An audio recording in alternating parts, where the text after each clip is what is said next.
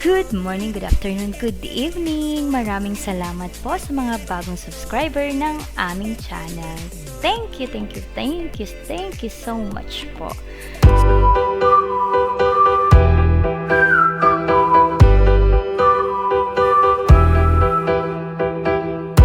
So ngayon, ang topic natin is all about loan application. Yes, I have 4 loan application na gusto pong i-share sa inyo. Pero disclaimer lang po, ang mga application po na aking babanggitin ay hindi ko pa po ginamit and hindi ko din po inirerekomenda. Ito lamang po ay para po ma-share ang aking mga nalalaman tungkol po sa topic na ito. And malay po natin, baka nasa sitwasyon ka po ngayon or nag-iisip ka po ngayon nung mga loan na pwede nyo pong paggamitan, baka po makatulong po ito sa inyo. Baka lang po ha, hindi ko po sinasabi na makakatulong ito. And possible din na makadagdag din po ito sa problema nyo. So, let's start. So, first on my list, it's TendoPay. Yes, ito kadamitan po ginagamit ng may mga online jobs. So, basically gagawa ka lang po dito ng account. So, ang link po ay ilalagay ko sa description box. So, kayo na lang din po ang mag-explore. Ito po yung website na nasa screen. Ito po yung makikita nyo sa kanilang website. So, mabilis lang po. Ayon po or based po sa aking mga napagtanungan na mga kaibigan na nag-try na po ng TendoPay, mabilis lang din po ang processing ng kanilang loan application dito. So, kailangan mo lang po mag-sign up sa kanila. So, ito po ang yung step by step on getting started. So, una mag-a-apply ka, get approval, enjoy financial freedom, and repay. Yun lang po. Kayo na lang din po ang magbasa. So, okay. So, pwede nyo po siyang bayaran sa mga, ano bang tawag dito?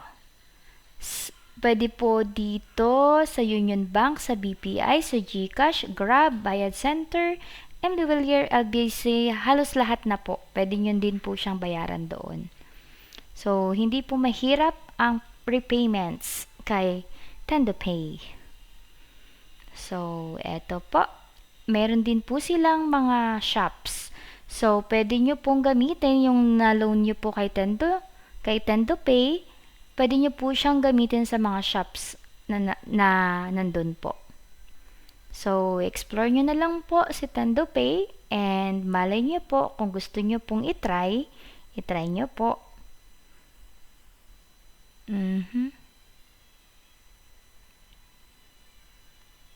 Okay, so ito yung mga shops. Okay.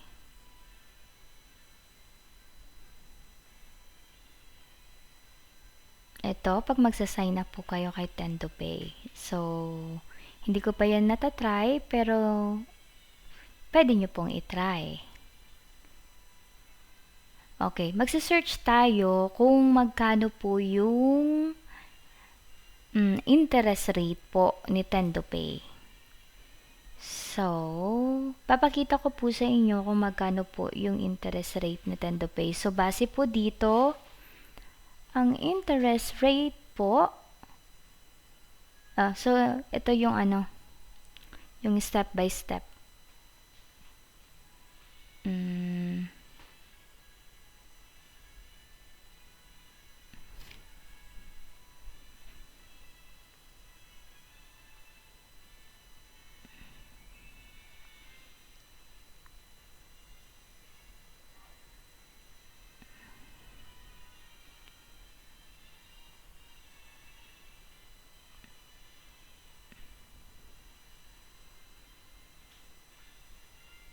Okay, so base po dito, ang interest rate ni TendoPay is 6% interest per year daw po. Ito po ay base lang po sa aking na research. Pero kung gusto nyo pong itry, wala pong problema yon. Okay. Ang next po sa ating loan application is bill list. So, ito po yung bill list. Okay? Ito po yung website niya.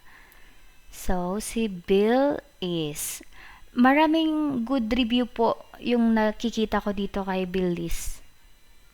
So, pwede nyo din po itong itry. Ito po ang ating number 2 loan application. Oh, so ito po how it works. Select your desired amount, submit, check your email, tapos use your credit limit and pay your instant installment via direct bank, e-wallet, transfer, 7-Eleven. So ayun po. You can use your bill is sa mga store na po iyan. Sa Lazada, sa Shopee, andun po. So, pwede nyo na pong i-explore ang kanilang website kung gusto nyo din po. So, ito po. Ito po ang tungkol sa kanila. Okay. Ito po. Okay. I-search natin kung magkano ang interest. So, ito po. 3.49% monthly. Yan daw po ang interest rate ni Bill is. Sabi dito, you can be allocated an initial limit between 2,000 to 10,000 and if you pay on time and a good payer, your limit can increase up to 40,000. Ayan, ang ganda, di ba? Ganda nga ba?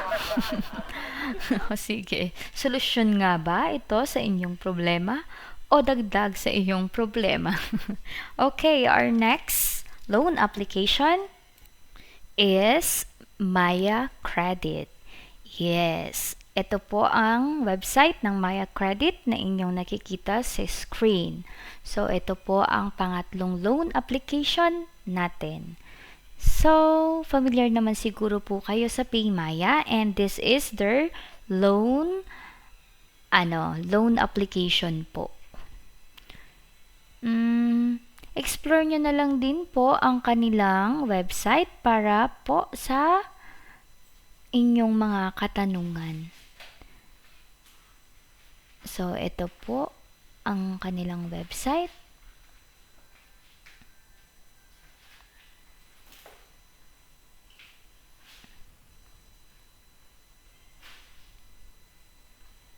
Ayun. So, nandito din po ang about kay Maya Bank. Kayo na lang din po ang magbasa nito and i-explore po ang website ni Maya Bank. Okay. Ang payment.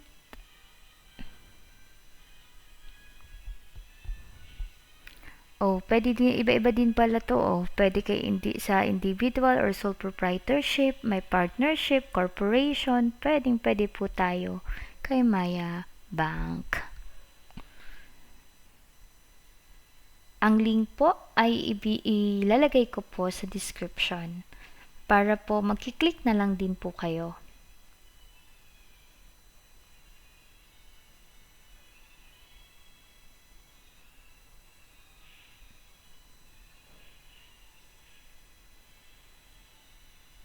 Okay, pay in 4 ways. What is Maya Pay in 4?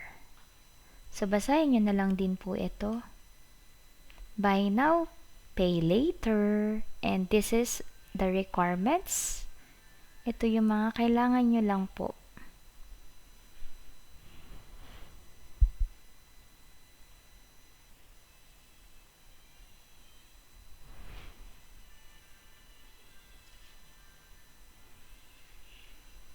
Ito yung Maya Flexi Loan naman nila. Iba-iba pala yung tawag sa loan nila. Ayun.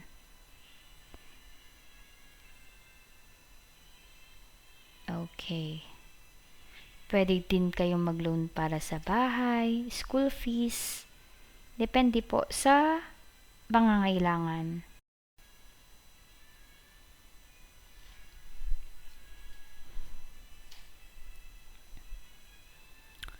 Ito yung minimal service fees. Okay.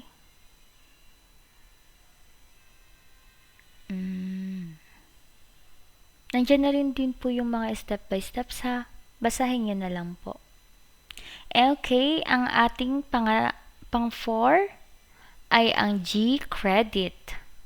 Okay, kung familiar kayo kay GCash, ito po yung kanilang loan application or pwede po kayong mag-utang kay G-Credit. Gamit lang po ang inyong GCash. So, ito depende po sa ano ha. Ito po. Ito yung yung kay GCash naman na website. Tapos kay G-Credit naman ito. May kanya-kanya siyang description ha. Depende po kung kung magkano po ang inutang nyo, yung loan duration, ito nandito po yung interest rate. Tapos yung fees, yung processing fees, yung penalty fees, and replenishment. So, basahin nyo na lang po. Uulitin ko po ulit ha. Disclaimer lang, hindi ko po nire-recommenda ang mga loan application na aking nabanggit.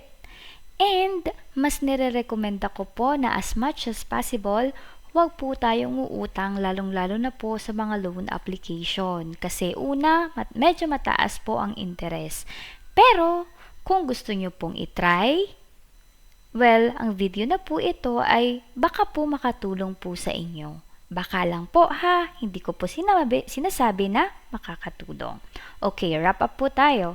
Ang loan application for today's video ay number 1, Tendo Pay, number 2, Bill Is, number 3, Maya Credit, and number 4, G-Credit.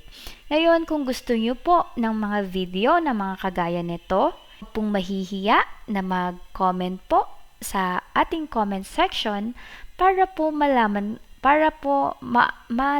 ko din na gusto nyo po yung mga ganitong video. Sa ganun po, pwede ko pong itry personally para po ma-share ko na po sa inyo kung papaano po yung application para dito, kung gusto nyo po yon. Or kaya, kung gusto nyo pa po ng iba, pwede po akong maghanap para po sa inyo. Sabihin nyo lang po at gagawin ko po. So, for now, you can subscribe, you can hit the subscribe button, and maraming salamat po.